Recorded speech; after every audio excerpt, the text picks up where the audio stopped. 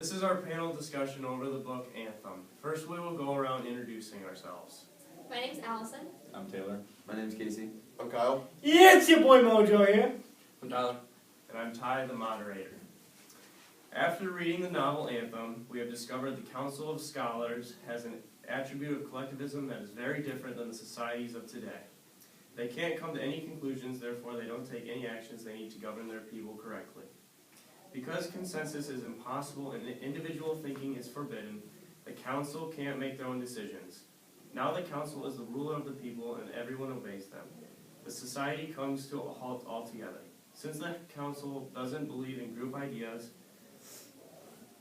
and thinking, no one can agree upon anything technological. For example, in the novel, even the idea of a candle to take over the fire took them hundreds of years to improve the creation.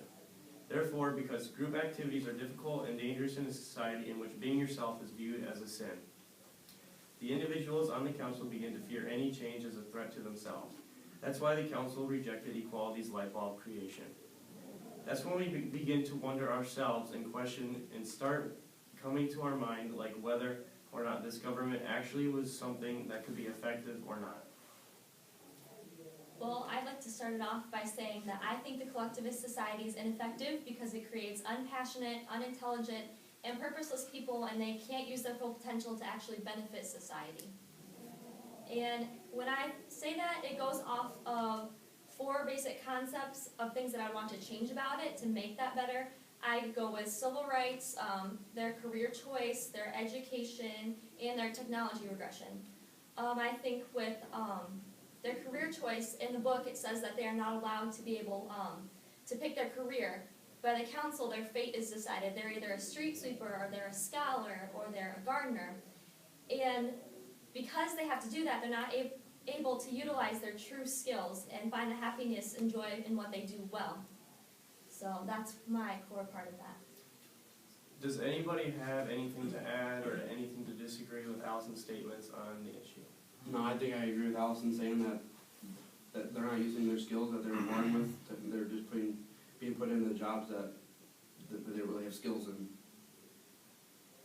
Yeah, I think that because they're forced into doing something that they don't want to do, I think that's what really makes them unpassionate about what they do.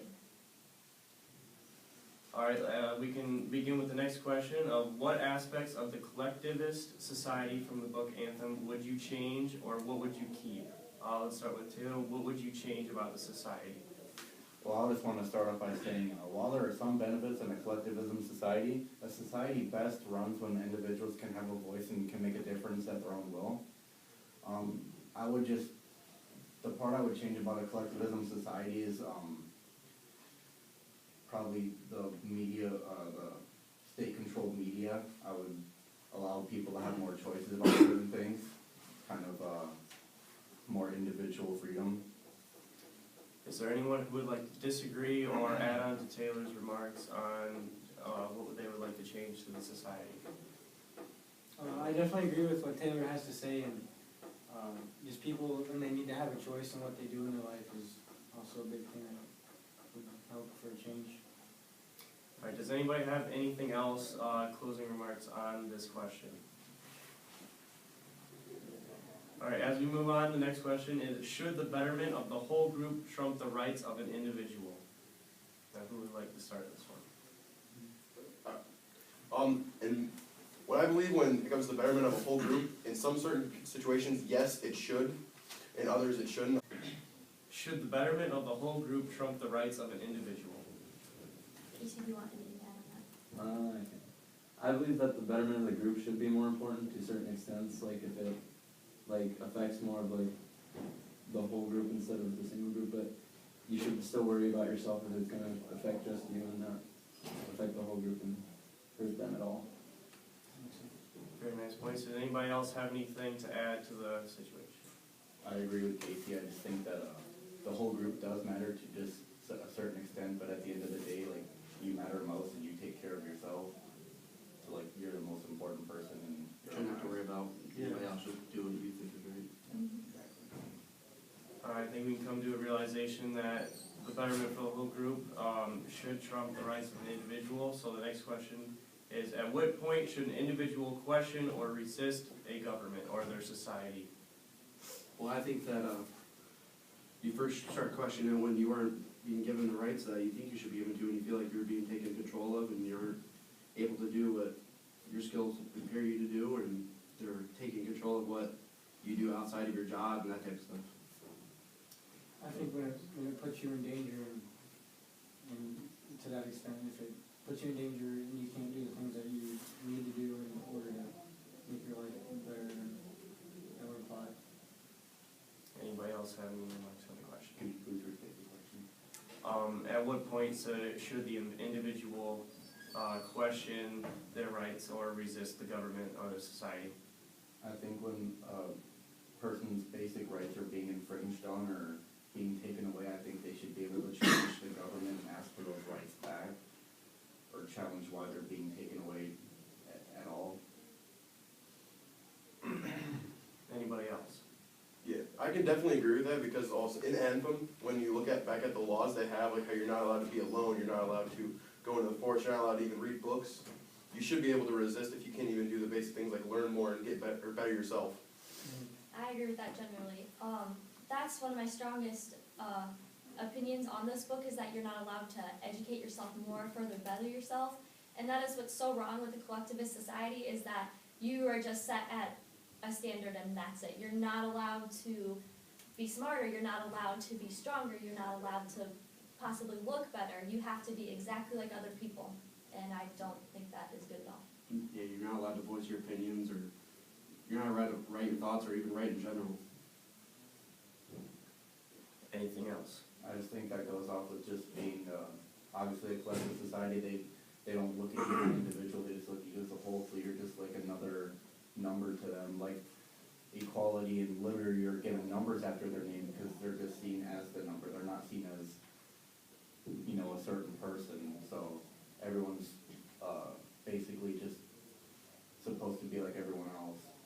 And like it says in the book, you're only supposed to think for your brothers and sisters and not supposed to do anything other thinking for yourself.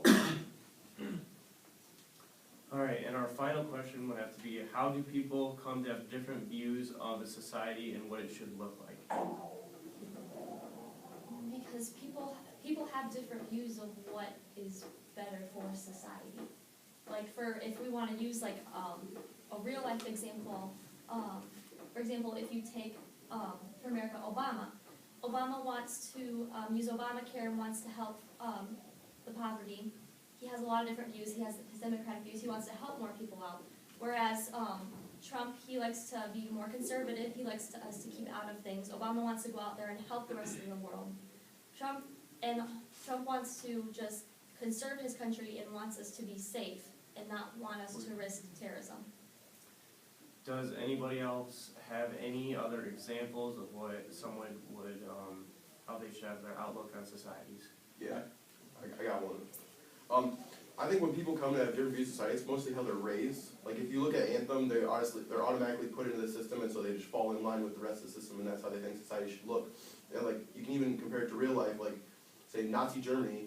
People were automatically, they were born and they were raised in Nazi Germany, so that's how they thought society should look and how society should be. Like we're born and raised here in America, and so we think society should be like this, and so on and so forth. Yeah, Kyle just kind of took the words out of my mouth. I was just gonna say, when we're raised, or born and raised in America, we're in the democratic society, we just automatically have those rights given to us when we're born. In other countries like North Korea and like you said, Nazi Germany, all their rights are taken away from them, so that's what their normal thinking is. All right, does anybody have any final thoughts on the situation or any of the questions that were stated during this discussion? Overall, we can conclude that the collectivist society is not an effective style of government, and that everyone believes that everybody's voice and opinion should be heard and their basic rights should not be infringed.